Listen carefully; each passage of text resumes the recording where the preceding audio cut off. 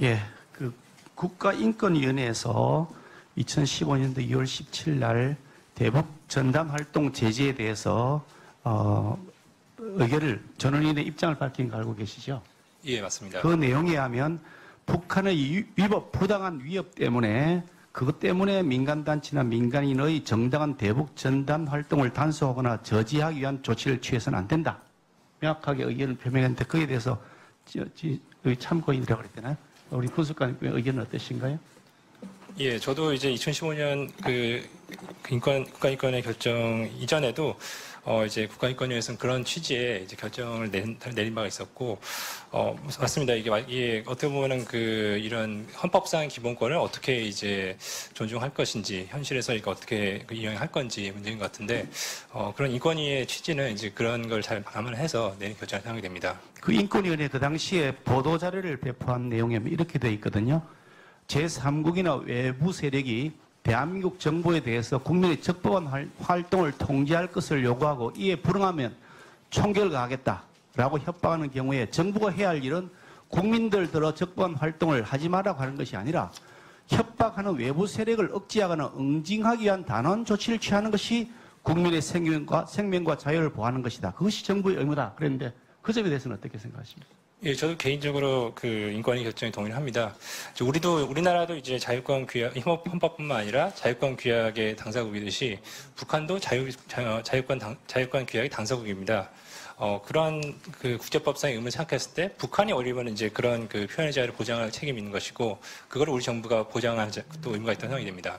그러니까 제 생각으로는 북한이 이렇게 테러 행위 거의 전쟁 행위죠. 우리 국민을 향해 쏘는 거니까 그런 전쟁 행위를 하는 것에 대해서 우리 정부가 단호한 조치를 취해서 안 하도록 해야 되는 것이 정부의 의무지. 왜 아무 죄도 없는 우리 국민들 보고 표현의 자유를 억제하라고 하느냐라고 하는 거 저희 생각이거든요. 그 점에 대해서는 어떻게 생각하세요? 예, 저도 의원님 생각에 동의합니다. 그러니까 지금 이제 적경 지역의 주민들의 안전에 문제가 있습니다. 그거는 공감하는 바잖아요, 그죠? 현실적으로 안전의 문제는 생기잖아요. 그죠? 예, 맞습니다. 그런데 그것을 회피하게 한 방법을 우리가 찾는 데 있어서 이렇게 형사처벌 가하는 대북 전단의 점령 금지, 이런 방식은 매우 이게 법익의 침해에 있어서 균형이 맞지 않다. 저는 그렇게 보거든요. 어떻게 생각하세요?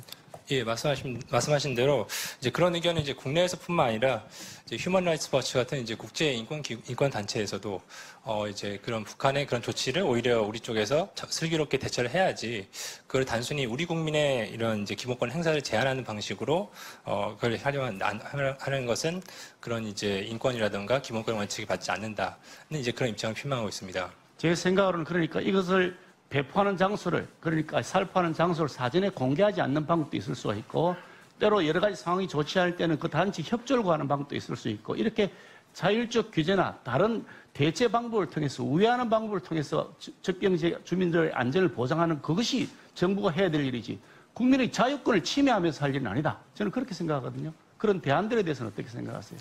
예, 매우 중요한 점을 지적하신 것 같습니다. 기본적으로 이제 우리 헌법뿐만 아니라 국제인권법에서도 표현의 자유를 존중해 주는 것이 기본입니다. 이제 그것을 이제 정부가 제한하는 이제 경우가 있을 텐데, 뭐 국가안보라든가 다른 이제 공공질서 안정을 위해서 그런 제한하는 조치를 취할 수 있는데, 그럴 때 나오는 것이 이제 비례성의 원칙, 그리고 과잉금지의 원칙입니다. 그런 방금 의원님께서 말씀하신 것처럼 꼭 이제 대북 전단을 이렇게 금지하는 것 조치 이외에 덜 이제 더 기본권을 침해할 수 있는 조치가 있다면은 당연히 그런 방안을 강구를 해서 그것을 이제 입법하고 그 조치를 취하는 것이 이제 또 타당한 그런 인권 친화적인 이제 방법이 되겠습니다. 그리고 어떤 법안 중에는 남북 합의서에 따른 조치, 남북 합의서의 내용에 있는 그것에 대해 위반하게 되면 그에 대해서 처벌을 한다, 이런 조항까지 법안에 들어가 있는데, 이것은 남북 합의서가 법적 효력이 없는 거 아닙니까? 그렇죠?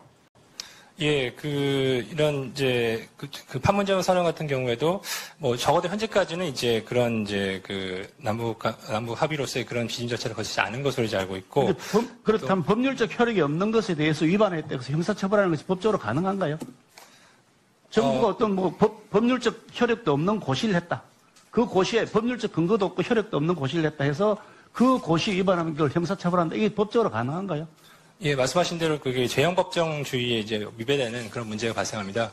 당연히 이제 기존에 존재하는 법률을 통해서 처벌할 수 있는 규정이 있으면은 이제 그것에 맞춰가지고 처벌하는 것이 이제 원칙인데 지금 이제 만약 대북전단금지법을 뭐 제정을 하게 된다 하더라도 그 이전에 있었던 행위에 대해서 이제 그걸 근거로 처벌하는 것은 당연히 이제 무리가 있을 것으로 보입니다. 지금 찬성하는 분들, 전단 금지에 찬성하는 분들은 대법원 판례를 들고 있는데 이 대법원 판례는 상세하게 그 법리를 제시한 것이 아니라 심리 불속행 기관한 거죠.